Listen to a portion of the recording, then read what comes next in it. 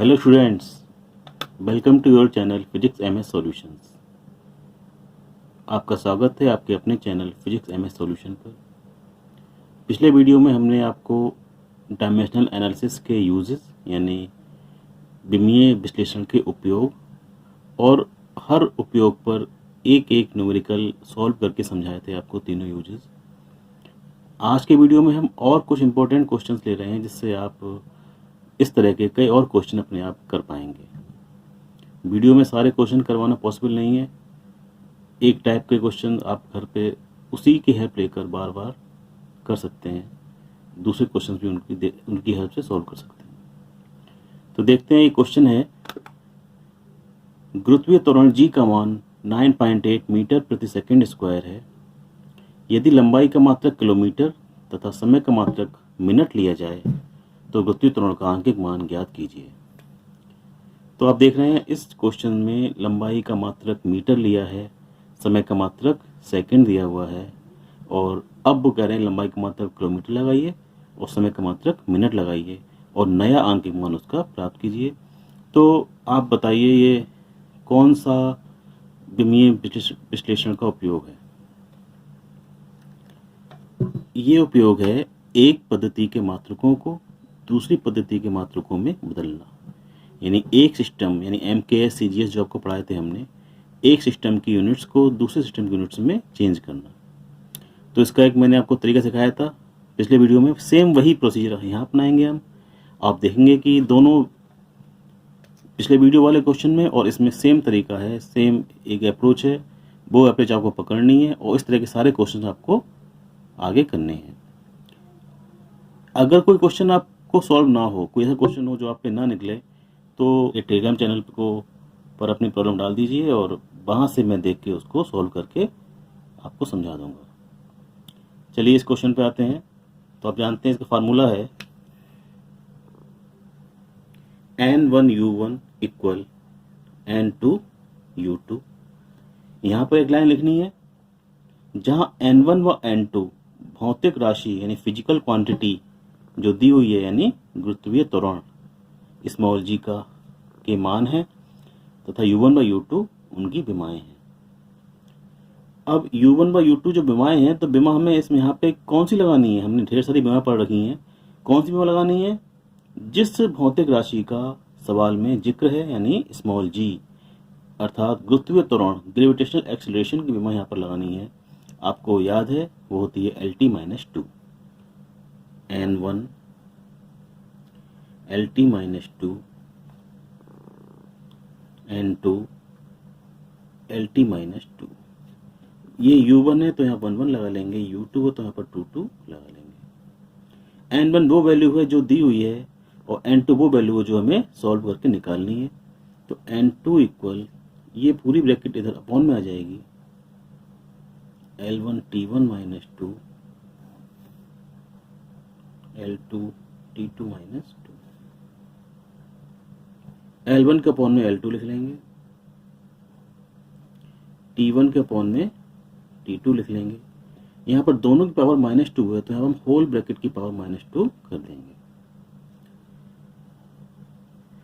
N1 की value है 9.8।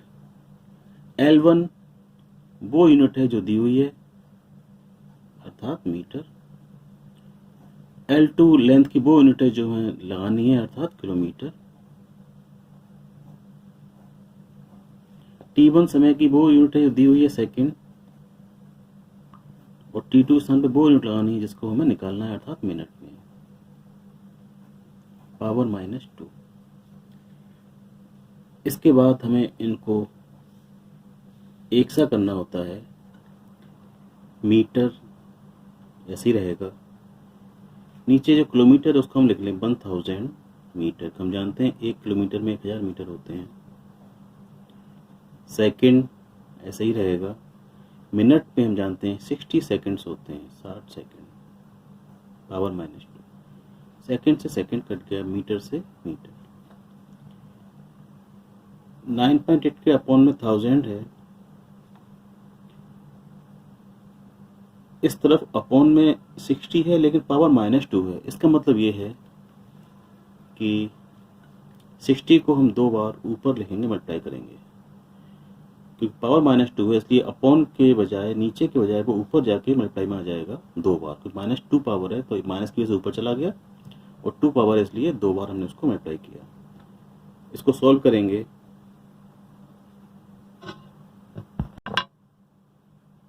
Solve करने के बाद 35.3 किलोमीटर पर मिनट स्क्वायर में आपका आंसर आएगा।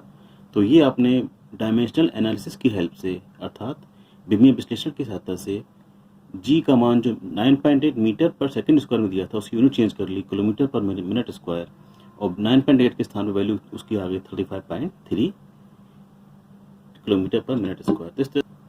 तो इस प्रकार हमने एक पद्धति के मात्रकों को दूसरी पद्धति के मात्रकों में बदलने का एक क्वेश्चन और किया। अब एक क्वेश्चन हम इसका एक और लेंगे, उसके बाद अगले यूजेस पर आएंगे। स्टूडेंट्स, अगला क्वेश्चन है स्टील का यंग प्रत्यास्थता गुणांक 19 गुणा 10 की घात 10 यानी 19 इंटू 10⁻10 न्यूटन पर मीटर स्क्वायर है। विमीय विधि से इसका मान सीजीएस पद्धति में ज्ञात कीजिए। सीजीएस पद्धति में ज्ञात करना है, और देखिए किस पद्धति में दिया हुआ है, न्यूटन और मीटर। तो आप जानते हैं न्यूटन फोर्स की यूनिट है एम के सिस्टम में, और मीटर लेंथ की यूनिट है एम के सिस्टम में। तो एम के सिस्टम से सीजीएस सिस्टम में चेंज करना है। तो इसका यही तरीका है जो पिछला क्वेश्चन हुआ है, सेम उसी मेथड से हमें करना है। N1U1 इक्वल N2U2 यहाँ लिखेंगे, जहाँ N1 व N2 भौतिक राशि के मान हैं तथा U1 व U2 उसकी विमाएं हैं। तो विमा लगाएंगे हम, किसकी लगाएंगे, जो भौतिक राशि सवाल में दी हुई है, यानी यंग प्रत्यास्थता गुणांक। तो आपको याद होनी चाहिए, आपको पता है इसकी विमा होती है ml-1 t-2। इधर भी ये लिखेंगे U2 के स्थान पे ml-1 t-2। ये U1 है तो यहाँ पर 1 लगाया, ये U2 है तो यहाँ पर 2 लगा दिया। N2 निकालना है तो ये पूरी ब्रैकेट इधर अपॉन में आ जाएगी।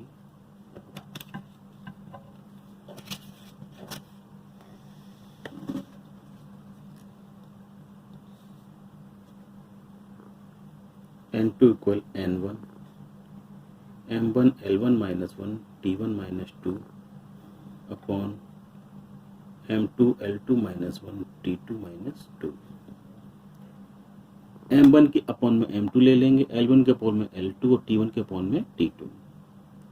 M1 upon M2 L1 upon L2। देखिए यहाँ पे दोनों की -1 पावर है तो ब्रैकेट के ऊपर ले लेंगे। T1 और T2 की -2 पावर है तो T1 upon T2 the power -2।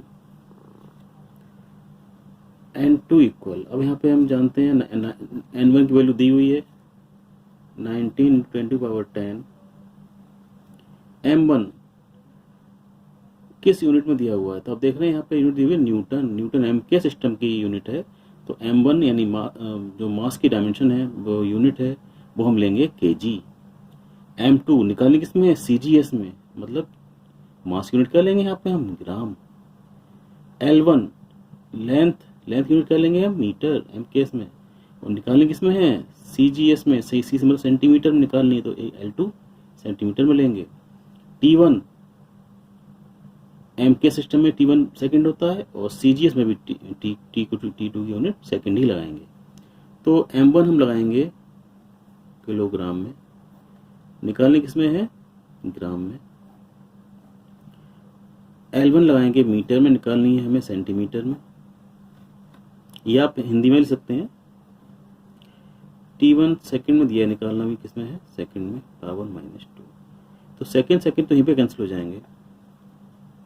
19 × 10⁻10 kilogram और ग्राम में रिलेशन होता है, 1 किलोग्राम में 1000 ग्राम होते हैं,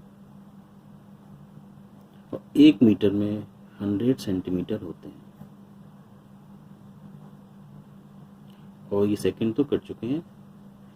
अब देखिए 19 × 10⁻10, ग्राम से ग्राम कैंसिल, सीएम से सीएम कैंसिल, ऊपर 1000 है, यहाँ पर 100 है, और पावर उसकी -1 है।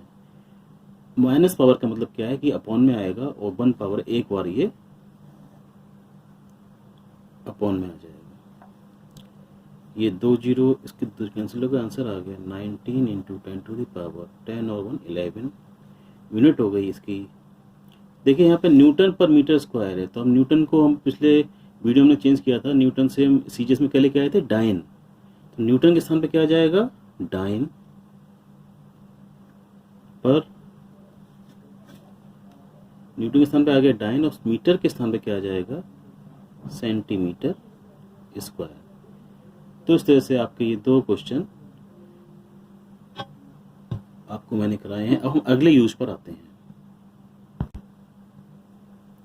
स्टूडेंट्स, विमाओं का जो एक और यूज है, सूत्र या समीकरण की सत्यता की जांच करना।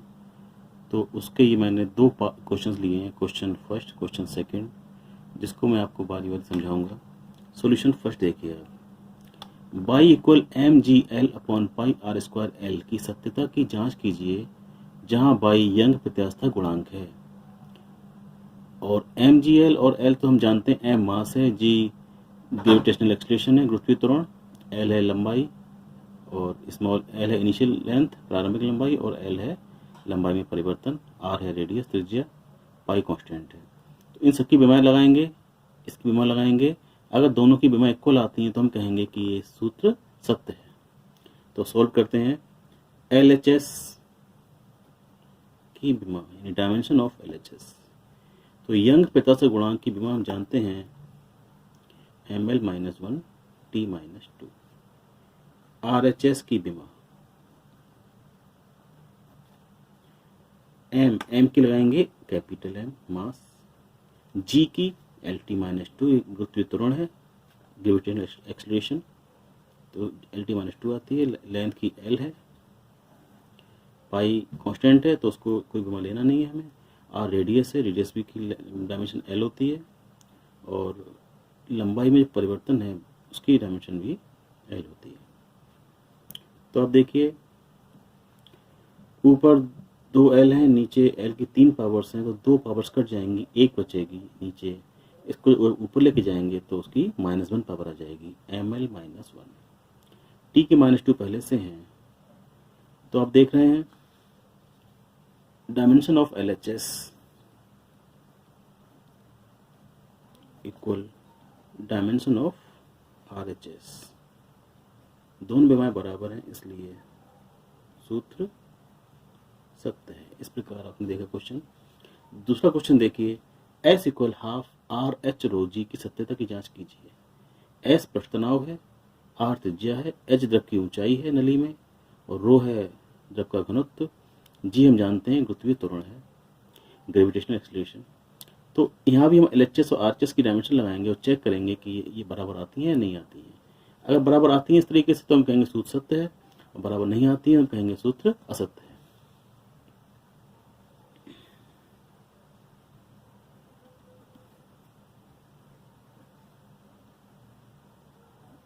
डायमेंशन ऑफ LHS, पृष्ठ तनाव की डायमेंशन हमको याद है MT-2।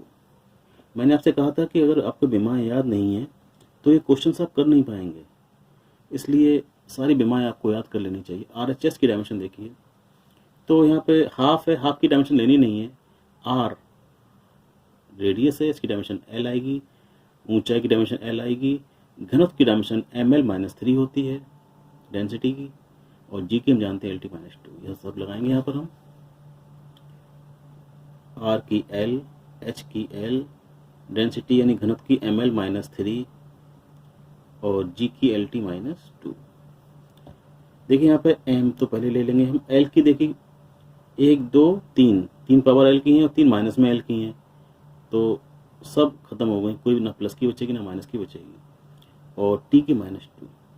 तो अब देख रहे हैं LHS की विमा भी MT-2 आई, RHS की विमा भी MT-2 आई है, तो हम लिखेंगे dimension of LHS equal dimension of RHS, यानी RHS की विमा बराबर LHS की विमा, इसलिए सूत्र सत्य है।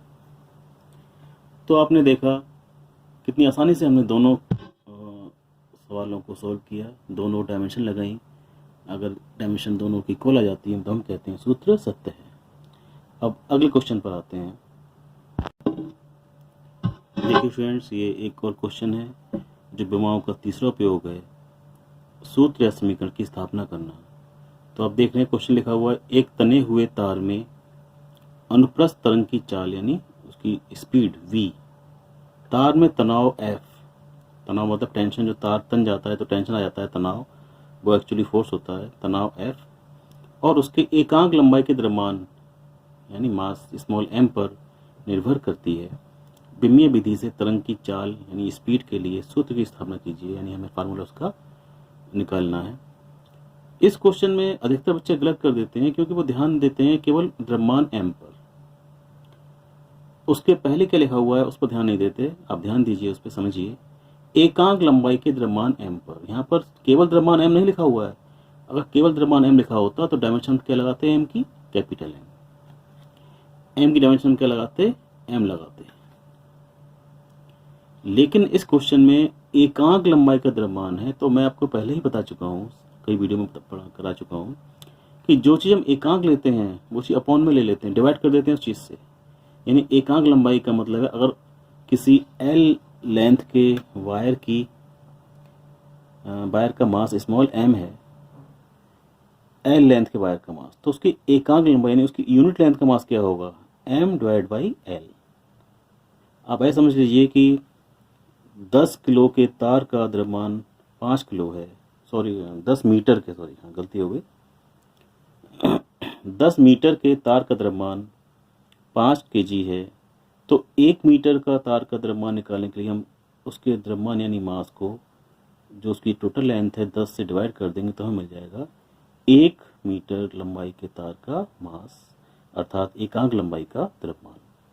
तो यहाँ पर डायमेंशन हम m अपॉन L लगाएंगे, एकांक लंबाई द्रव्यमान की, और ये सॉल्व होकर आती है, L को ऊपर ले जाएंगे, पावर -1 हो जाएगी, ml -1, यानी एकांक लंबाई के द्रव्यमान की हमें डायमेंशन क्या लगानी है, ml -1। तो इसका तरीका हम आपको करा चुके हैं। कौन सी चीज़ किस किस पर डिपेंड करती है वो हमें यहाँ से नोट कर लेना होता है। हम देख रहे हैं चाल v निर्भर करती है तनाव F पर, v प्रोपोर्शनल F, और उसके एकांक लंबाई द्रव्यमान स्मॉल m पर निर्भर करती है, यानी b प्रोपोर्शनल स्मॉल m। ये दोनों बातें नोट कर लेनी है बस। अब सवाल का तरीका सिखाया है आपको, उस तरीके से हम सवाल को शुरू करेंगे। b प्रोपोर्शनल, इन दोनों बातों को, चूंकि दोनों चीज़ें b के प्रोपोर्शनल हैं, तो इन दोनों चीज़ों को इकट्ठा लिख सकते हैं, b प्रोपोर्शनल f की पावर a m की पावर b। इक्वलिटी लाएंगे तो यहाँ पे क्वेश्चन कांस्टेंट k आ जाएगा, जहाँ k a तथा b नियतांक है। k इसका समानुपातिक नियतांक है, a और b इनकी जो पावर है उसकी वैल्यू कुछ भी हो सकती है, 1 2 3 जो भी, वो हम निकाल लेंगे इसकी वैल्यू होगी। अब इसके बाद हम क्या करेंगे, दोनों इसकी विमाएँ रखेंगे, दोनों और जो भौतिक राशियां हैं उनकी विमाएँ लगाएंगे, दोनों और विमाएँ यानी डायमेंशन रखने पर। v की डायमेंशन आएगी LT -1 इक्वल k, F की डायमेंशन हम जानते हैं फोर्स की, MLT -2 की पावर a, और जो एकांक लंबाई के द्रव्यमान यानी मास ऑफ यूनिट लेंथ, उसकी डायमेंशन आप अच्छे से याद कर लो, ml -1 की पावर v। इस तरफ m को अलग करेंगे, l को अलग करेंगे, t को अलग करेंगे। m की पावर यहाँ पर है a, यहाँ पर m की पावर है b,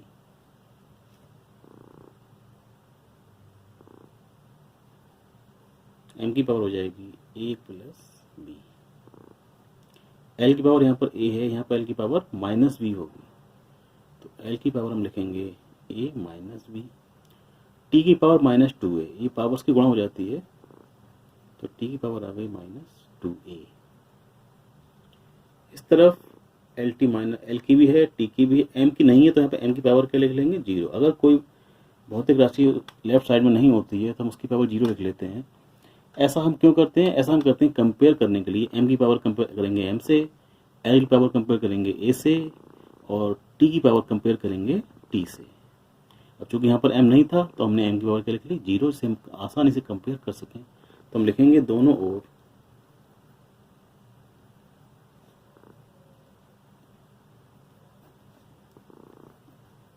घातांकों की तुलना करने पर m की पावर यहाँ पर a प्लस बी है, इधर m की पावर 0 है तो हम लिखेंगे a प्लस बी बराबर 0। यहाँ पर a माइनस बी है और इधर l की पावर 1 है तो हम लिखेंगे a माइनस बी इक्वल 1।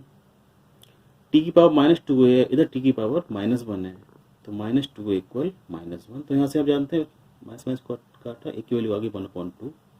ये वैल्यू हम यहाँ लगाएंगे 1/2 प्लस बी इक्वल 0, तो यहाँ से b की वैल्यू आ जाएगी b इक्वल -1/2। तो जब a और b की वैल्यू आ गई, इसको हम अपने फार्मूला जो हमने पीछे लिखा था v इक्वल के f की पावर a यानी 1/2 और m की पावर b यानी -1/2। ये 1/2 पावर आधी पावर होती है, ये बताती है अंडर रूट को, यानी आधी पावर अगर किसी चीज़ की है तो उस राशि पर अंडर रूट चढ़ जाता है। तो f की आधी पावर है तो अंडर रूट के अंदर आ जाएगा, m की आधी पावर है लेकिन माइनस में है तो अंडर रूट के अंदर आएगा अपॉन में, माइनस पावर की वजह से ये अपॉन में आ जाएगा। प्रयोगों से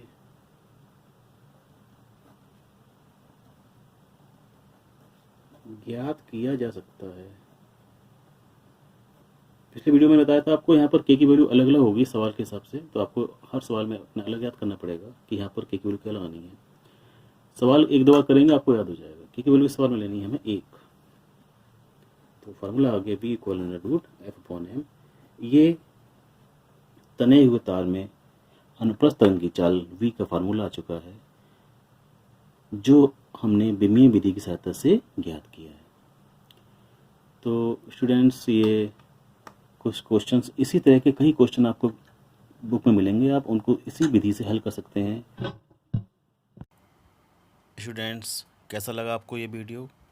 अगर आपको ये सवाल हल करने का तरीका अच्छा लगा, आपको आसान लगा, तो आप इस वीडियो को लाइक कीजिए, चैनल को सब्सक्राइब कीजिए अगर आप नए आए हैं इस चैनल पे। अगर आप पुराने सब्सक्राइबर हैं तो अपने साथियों को इस चैनल को शेयर करिए, जिससे कि वो भी इस वीडियो का फ़ायदा उठा सकें। अगले वीडियो में मैं कुछ स्पेशल क्वेश्चंस कराऊंगा, इस चैप्टर के डायमेंशनल एनालिसिस के कुछ खास क्वेश्चंस कराऊंगा जो बहुत इंपॉर्टेंट हैं, एग्ज़ाम में वो सवाल आते रहते हैं।